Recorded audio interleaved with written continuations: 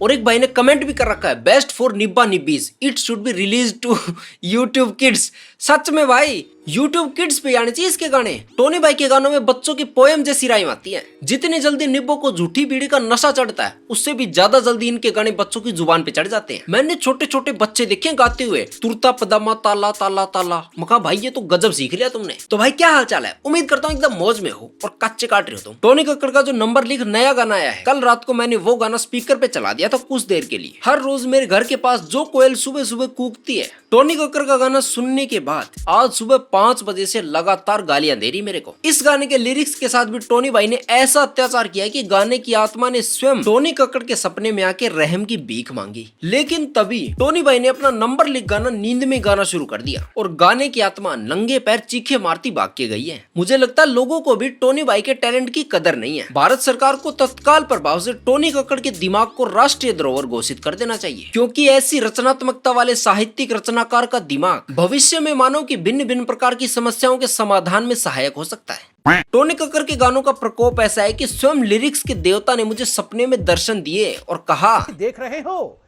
रहे हो आपके लोग क्या कर रहे हैं आज।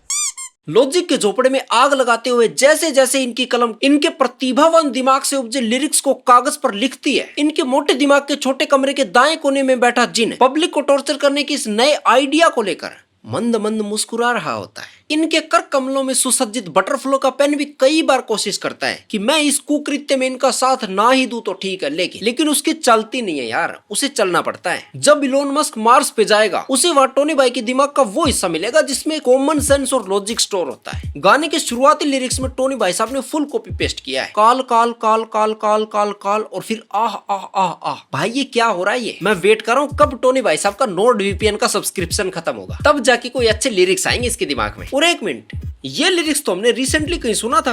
हाँ, इंटरनेट क्रिएटर इंस्टाग्राम वाली डिनर में ज्यादा मिर्ची डालने वाली, लेकिन उसे लिरिक्स पहले कैसे पता? कुछ तो गड़बड़ जरूर है अभी जी। चलो ये सारी बातों पे मिट्टी डालते हैं, आगे के लिरिक्स देखते हैं, क्रिएटिविटी टैलेंट देखते हैं भाई साहब का। लड़की शहर में नई हो, सुंदर हो, क्यूट लग रही हो, एप्रिशिएट किया है, एग्री, चलो अच्छी बात है। वैसे सिंगल हूँ, दिल का भी अच्छा, क्या हस्बैंड ढूंढ रही हो, आहा बहुत ही अच्छा। टोनी भाई साहब अगर आप मेरी वीडियो देख रहे हो तो आपसे एक बात पूछना चाहूंगा, बुरा मत मानना, आपके दिमाग में बवासीर हो रही है? ये मैट्रिमोनियल वाली लाइन की जगह अगर तुम उसकी ब्यूटी को लेकर कोई अतिशोक्ति अलंकार भी लगा देते तो भी चल जाता। चलो मान लेते हैं कि तुम्हें एक लाइन लिखनी थी और तुमने अपने आप से कमिटमेंट कर रखी थी कि भाई चाय बनने लग रही है और चाय आने से पहले मैंने ये लाइन लिख लेनी है, तो यार थोड़ा वेट कर लेते। और मैं गारंटी दे रहा हूँ आने वाले 1-2 दिन में तुम्हें वो टिकटॉक के सत्ते इसी गाने पे, इसी लिरिक्स पे पिछवाड़ा हिलाते दिख जाएंगे और फिर उनकी वीडियो पे उनके जैसा ही कोई टिकटॉक या कमेंट करेगा कि भाई ओपी जैर कती क्या वीडियो बनाई, मजा आ गया, लठ काट दिया।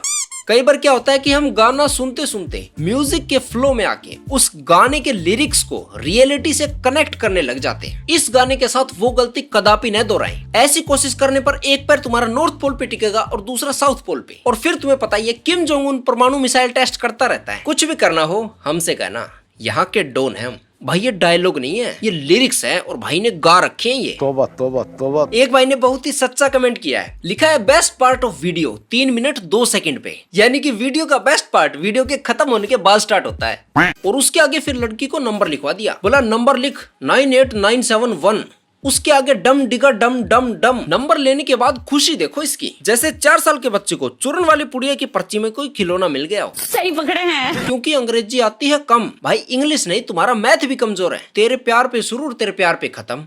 एक मिनट, ये लास्ट वाली लाइन तो सुनी है मैंने कहीं, ये कोई पुराना गाना नहीं था? ये रामखोर ने कॉपी कर लिया फिर, अब तरीका है नाश पीट दिया इसने तो। और ये तो एक पुराना गाना है, मेरे प्यार की उम्र हो इतनी सनम, तेरे नाम से शुरू तेरे नाम से खत्म, और उसका कॉपी कर लिया इसने। टोनी भाई इनको बख्श दे यार, मैं कोई अनोखा नहीं हूँ। टोनी भाई तुम्हारे अंदर जो अनोखापन है, उस अनोखेपन से उपजी रचना को सुन के खुद कुमार सानू की आंखों से आंसू टपकते होंगे। पर ये चीज़ें मज़े के लिए हैं और इनको जितना सीरियसली ना लिया जाए जिस तरह से ले रहे हैं, और हम बस जो मज़ा ही करना है उसके बारे में ही डांस नंबर्स होते हैं, और जितना सीरियसली लेंगे तो फिर मज़ा निकल जाएगा। तो ऐसे ही है। तो टोनी भाई ये डिस्क्लेमर आप गाने की शुरुआत में दिखाया करो यार, और हो सके तो डिस्क्लेमर की कुछ लाइनें गा के भी आप अपने गाने में ऐड कर सकते हो। टोनी भाई एक बात बताओ, ये जो आप हिंदी म्यूजिक इंडस्ट्री में इतना टैलेंट हग रहे हो, अब मेरा मतलब आप जो इतना टैलेंट उगल रहे हो, ये आता कहाँ से है? आई डोंट नो, मुझे नहीं पता कि कैसे मैं इंस्पायर होता हूँ या कैसे मुझे नया थॉट आता है, पर ये बहुत नेचुरली आता है। और मेरे को मेरी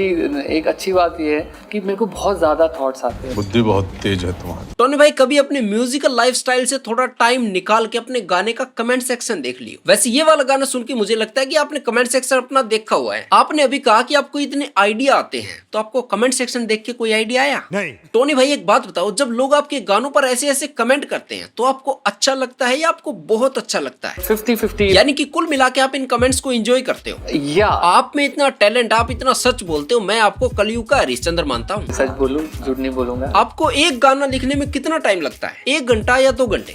या 50-50। मैं बहुत सारे गाने बनाता हूँ और मैं अभी भी खुद हैरान होता हूँ कि मैं इतने नए नए नए नए गाने कैसे बना लेता हूँ। भाई तुमसे ज्यादा हैरान तो ऑडियंस होती है। टोनी भाई का एक गाना सुनता हूँ तो मुझे लगता है कि ये दूसरी किसी गाने पर डेफिनेटली काम कर रहे हैं पैरेलल में, और इन्हें देखकर ही लगता है कि इनमें टैलेंट प्रचुर मात्रा में है। अभी भी मुझे लगता है कि करीब 1000 गाने मेरे पास होंगे। 1000 नहीं, मैं एक्सपेक्ट कर रहा हूँ कम से कम आप 10-12 हजार तो बनाओ, लेकिन लिरिक्स के मामले में थोड़ा समझ रहे हो आप?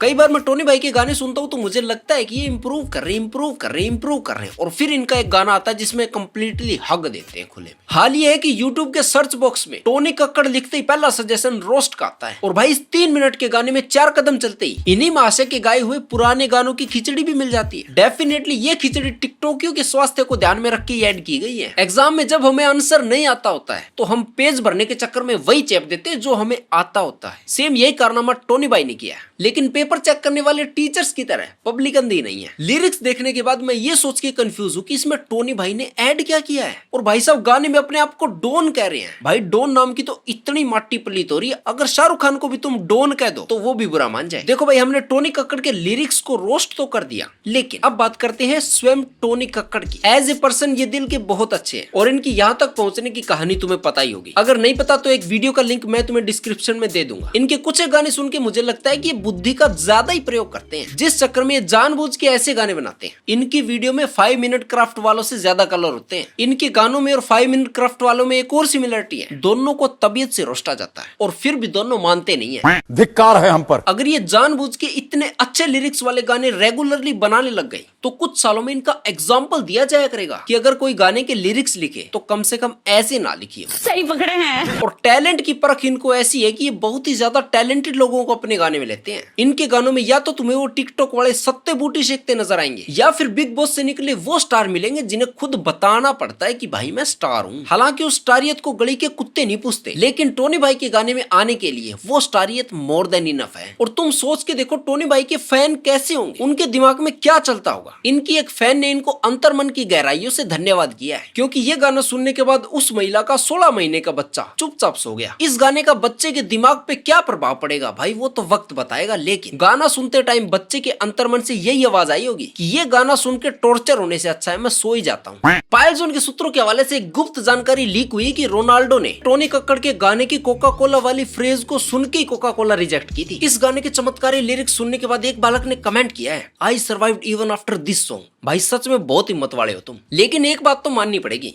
टोनी भाई के गानों को टिकटॉकर और निब्बे बहुत ही ज्यादा प्लेजर लेके एंजॉय करते हैं। और एक भाई ने कमेंट भी कर रखा है, बेस्ट फॉर निब्बा निब्बीज, it should be release to YouTube Kids. सच में भाई यूट्यूब किड्स पे आने चाहिए इसके गाने। टोनी भाई के गानों में बच्चों की पोएम जैसी राइम आती है। जितनी जल्दी निब्बो को झूठी बीड़ी का नशा चढ़ता है, उससे भी ज्यादा जल्दी इनके गाने बच्चों की जुबान पे चढ़ जाते हैं। मैंने छोटे छोटे बच्चे देखे गाते हुए तुरता पदामा ताला ताला ताला। मका भाई ये तो गजब सीख लिया तुमने। इनके गानों में एंटी डिप्रेशन प्रॉपर्टीज भी पाई जाती है। एक लड़की ने कमेंट किया है, पहले मैं सैड फील कर रही थी बट ये गाना सुनकर हंसी आ गई। थैंक यू टोनी भाई। इनके टैलेंट ने लाखों लोगों को डिप्रेशन से बाहर निकाला है। लेकिन इनके गाने सुनने के बाद कई एक्चुअल में टैलेंटेड सिंगर ये सोच के डिप्रेशन में चले गए कि भाई ये क्या है। टोनी भाई के टैलेंट के आगे लोग हाथ जोड़ते हैं, दंडवत प्रणाम करते हैं। एक भाई ने लिखा है नाइस विदाउट द वोकल्स।